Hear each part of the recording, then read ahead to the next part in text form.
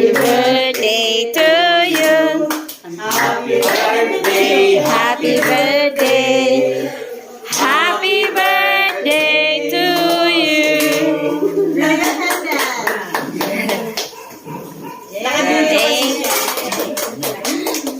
Pansit is life tayo dyan mga inahan, kaya naman gagawa tayo ng pansit ngayon. At syempre, birthday ito ng aming tatay, kaya naman maghahanda tayo ngayon with pansit. At syempre, pasalamatan ko ang aking kaibigan na nagluto nito na si Janice.